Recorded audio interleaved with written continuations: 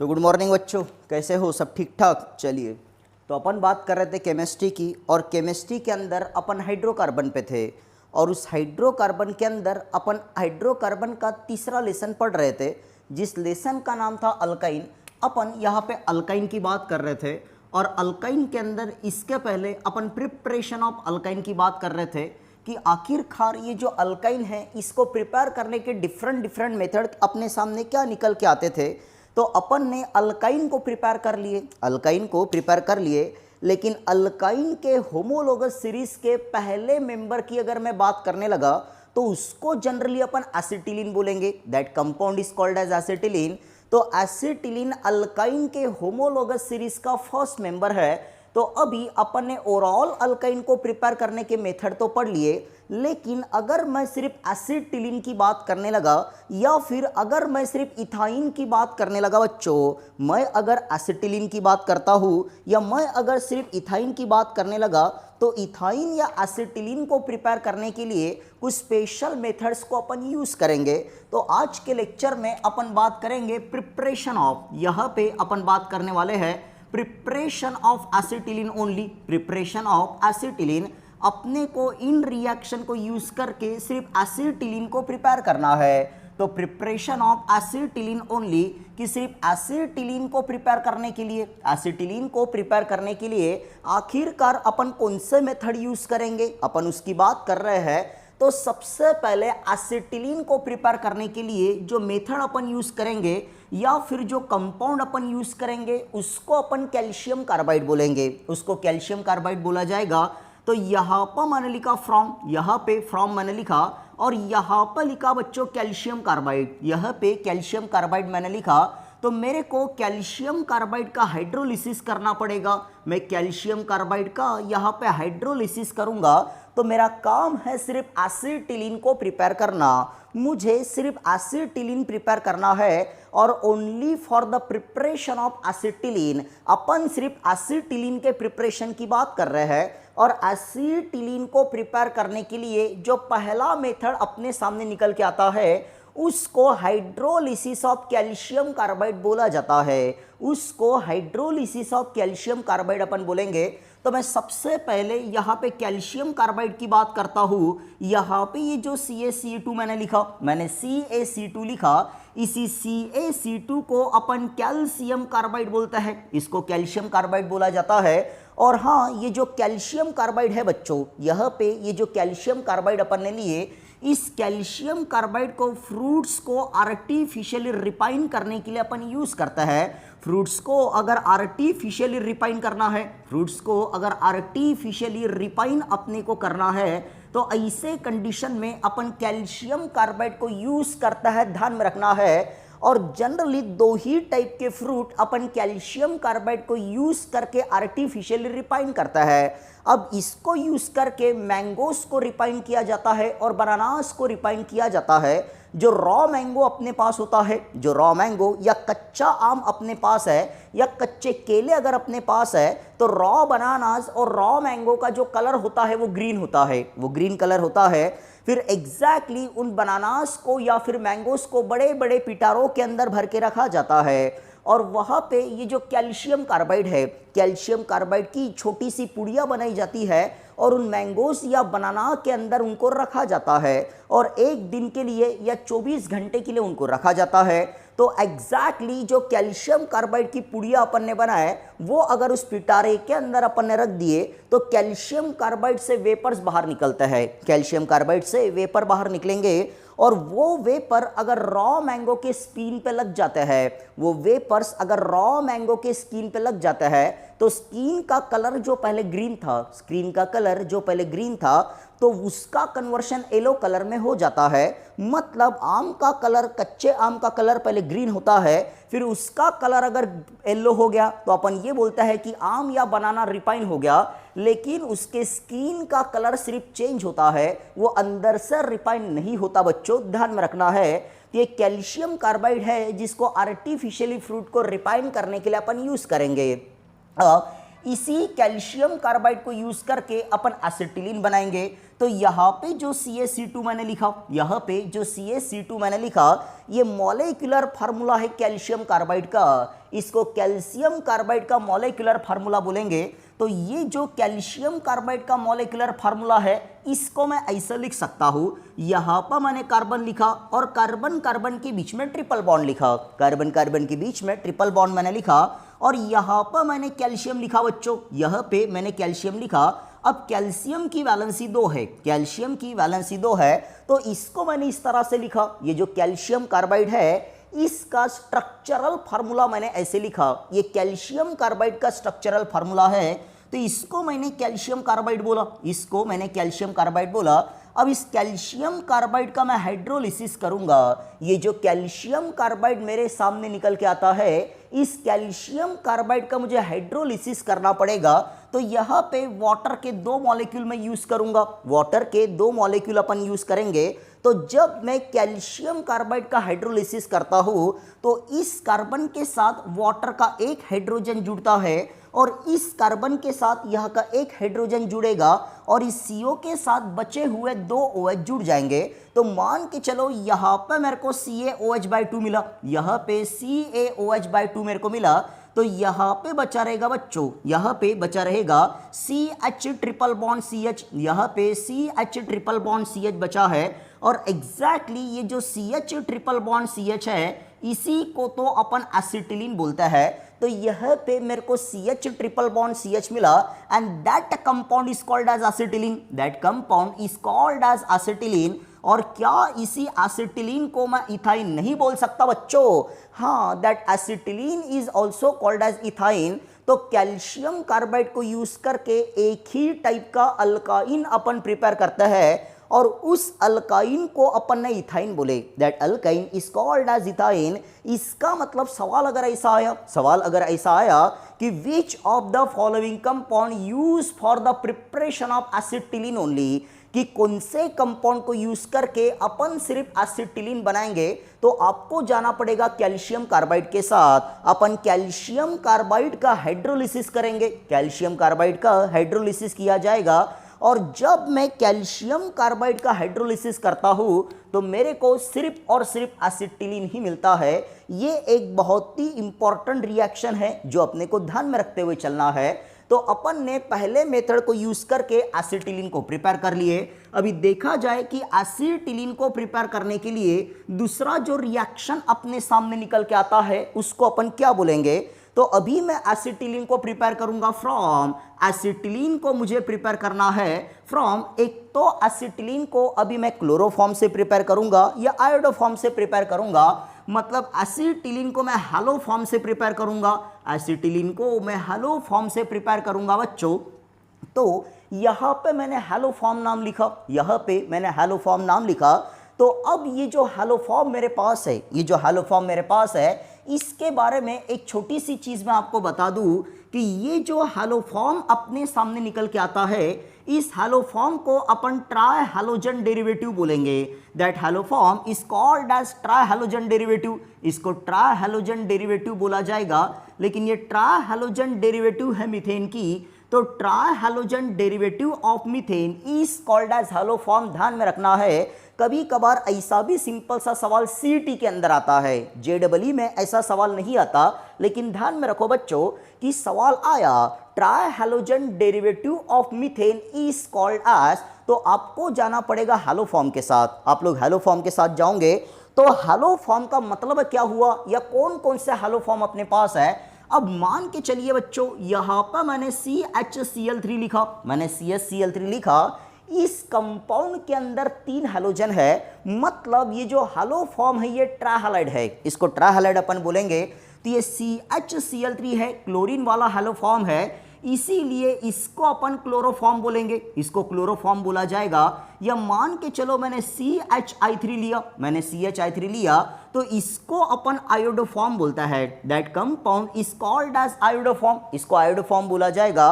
अब आपके दिमाग में ये सवाल आ रहा होगा कि सर ब्रोमोफॉर्म भी तो हैलो फॉर्म है, ब्रोमोफॉर्म भी हैलो फॉर्म है, लेकिन एसिटिलीन को अगर मुझे प्रिपेयर करना है हैलो फॉर्म को यूज करके, तो ऐसे कंडीशन में एक तो मैं क्लोरोफॉर्म लूंगा या आयोडोफॉर्म लूंगा, इस रिएक्शन में अपन ब्रोमोफॉर्म को यूज नहीं करते। तो ये भी एक सवाल बनता है जो आपको ध्यान में रखते हुए चलना है कि एसिटिलीन को प्रिपेयर करने के लिए कौनते हैलोफॉर्म को अपन यूज नहीं करेंगे।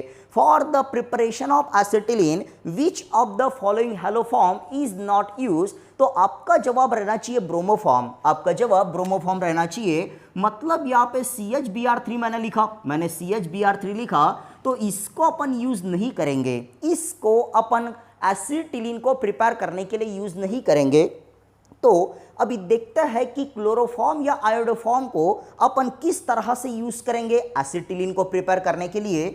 तो यहां पर मैंने क्लोरोफॉर्म ले लिया बच्चों, यहां पे मैंने क्लोरोफॉर्म ले लिया।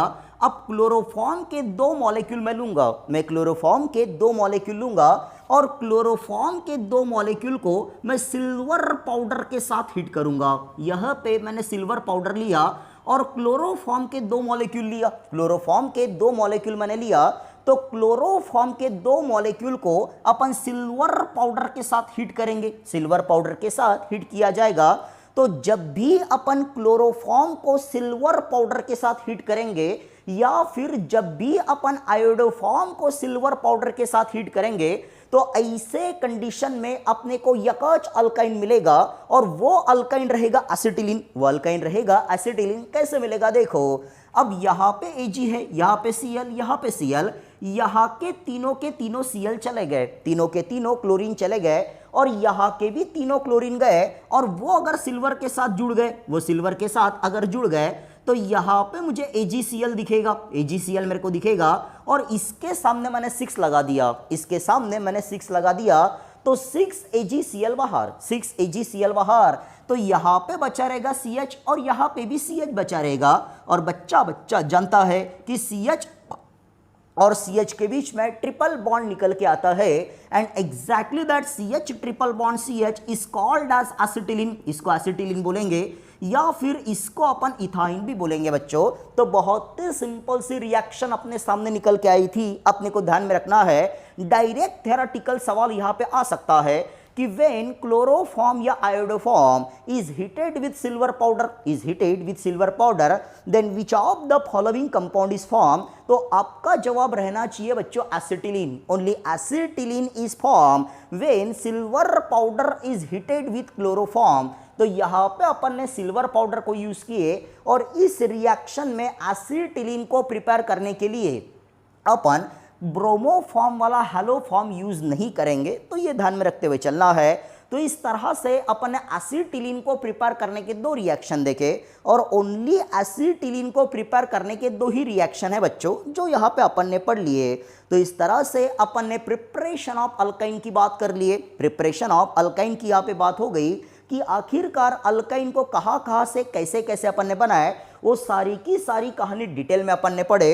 अब प्रिपरेशन ऑफ अल्काइन के बाद अपने को physical and chemical properties of alkyne पढ़ना है कि आखिरकार अल्काइन की फिजिकल और केमिकल प्रॉपर्टीज अपने सामने क्या निकल के आती है।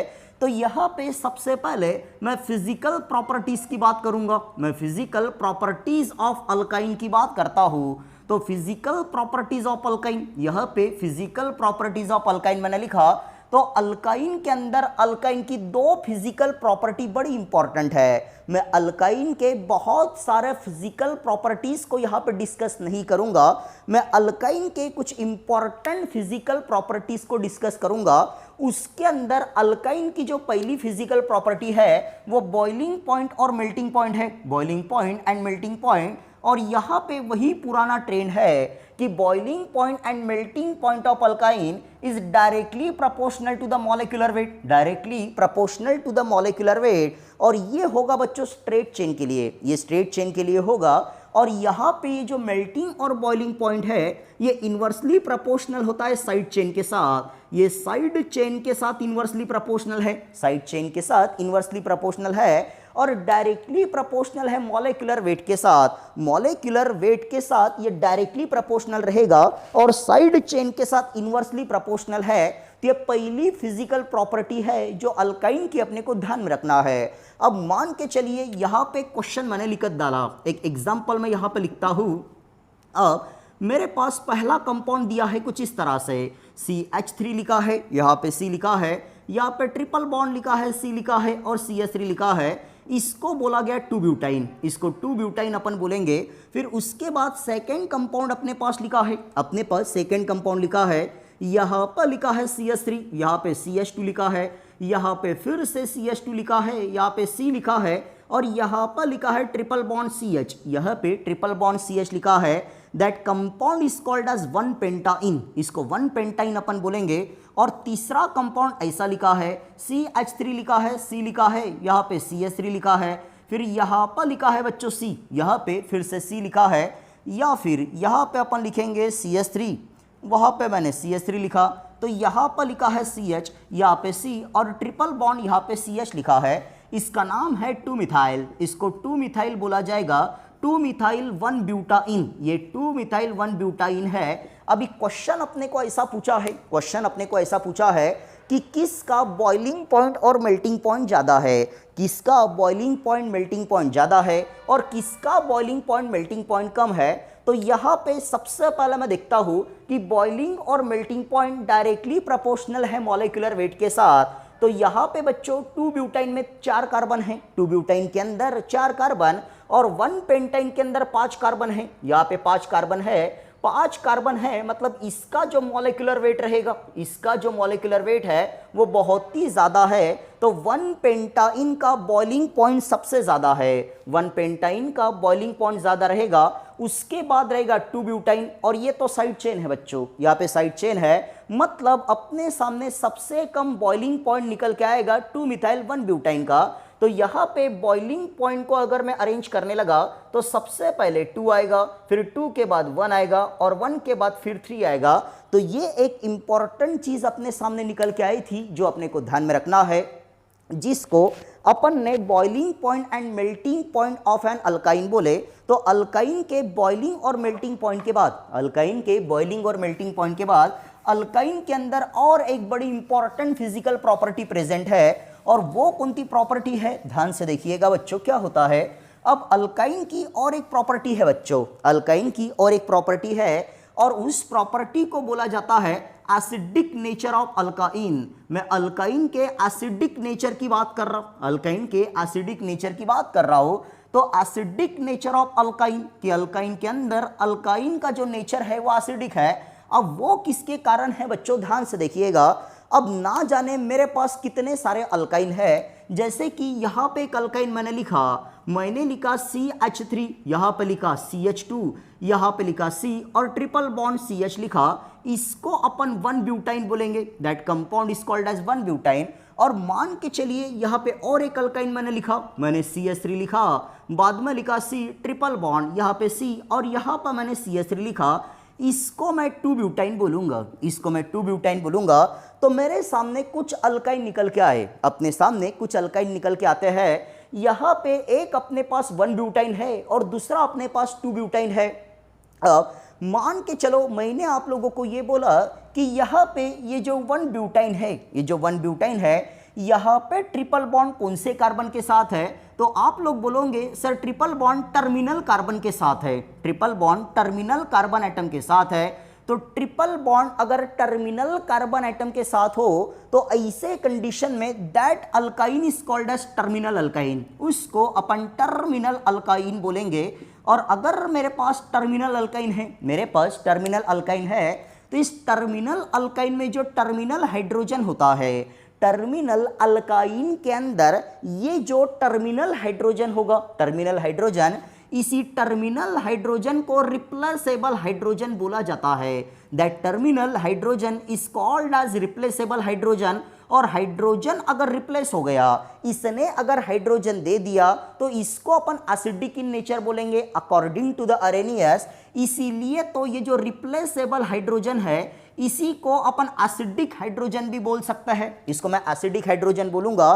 तो मेरे को ये बताइए, यहाँ पे triple bond terminal carbon atom के साथ है क्या? नहीं है बच्चों। मतलब ये जो अल्काइन मेरे पास है, इसको मैं नॉन टर्मिनल अल्काइन बोलूंगा, इसको नॉन टर्मिनल अल्काइन में बोलूंगा। अब नॉन टर्मिनल अल्काइन है मतलब एसिडिक हाइड्रोजन नहीं है, एसिडिक हाइड्रोजन यहाँ पे नहीं है, और एसिडिक हाइड्रोजन ही नहीं है मतलब ये एसिडिक नहीं रहेगा, अपन ऐसा बोलेंगे। तो मेरे को किसी ने ये बोला कि एसिडिक कैरेक्टर बताओ अल्काइन का एसिडिक कैरेक्टर बताओ, तो 2 ब्यूटाइन और 1 ब्यूटाइन को मुझे कंपेयर करना है अकॉर्डिंग टू द एसिडिटी। तो यहाँ पे 1 ब्यूटाइन जो मेरे पास 1 ब्यूटाइन है, इसका एसिडिक कैरेक्टर ज्यादा रहेगा 2 ब्यूटाइन से, मैं ऐसा बोल सकता हूं बच्चों, और इसको मैं एसिडिक कैरेक्टर बोलूंगा, इसको अपन एसिडिक कैरेक्टर बोलेंगे। तो एसिडिक कैरेक्टर अल्काइन का डिपेंड करता है एसिडिक हाइड्रोजन के ऊपर, कि ऐसा अल्काइन जिसके पास एसिडिक हाइड्रोजन प्रेजेंट है वो एसिडिक अल्काइन कहलाएगा। मतलब जितने सारे टर्मिनल अल्काइन है उनको अपन एसिडिक अल्काइन बोल सकता है। जैसे यहाँ पे देखो ये भी टर्मिनल है, ये भी टर्मिनल है, दोनों के दोनों एसिडिक है, लेकिन ये नॉन टर्मिनल है तो इसको एसिडिक नहीं बोला जाएगा बच्चों। तो ये अल्काइन की 2 बहुत ही इंपॉर्टेंट फिजिकल प्रॉपर्टी अपने सामने निकल के आई थी। फिर अल्काइन के फिजिकल प्रॉपर्टी के बाद अपने को अल्काइन की केमिकल प्रॉपर्टी डिस्कस करना है कि आखिरकार अल्काइन की केमिकल प्रॉपर्टी क्या क्या निकल के आती है, और अल्काइन के केमिकल प्रॉपर्टी को ही तो अपन केमिकल रिएक्शंस ऑफ अल्काइन बोलेंगे। तो अल्काइन के जो केमिकल रिएक्शंस है वो नेक्स्ट लेक्चर में अपन पढ़ेंगे बच्चों। तो हाल फिलहाल में अपन ने प्रिपरेशन और फिजिकल प्रॉपर्टीज ऑफ अल्काइन को कंप्लीट कर लिए। फिर नेक्स्ट लेक्चर में अपन पढ़ेंगे कि अल्काइन की केमिकल रिएक्शन कौन कौन सी है, केमिकल प्रॉपर्टीज क्या क्या है। तो कल अपन मिलता है अपने नेक्स्ट लेक्चर के अंदर, तब तक के लिए थैंक यू।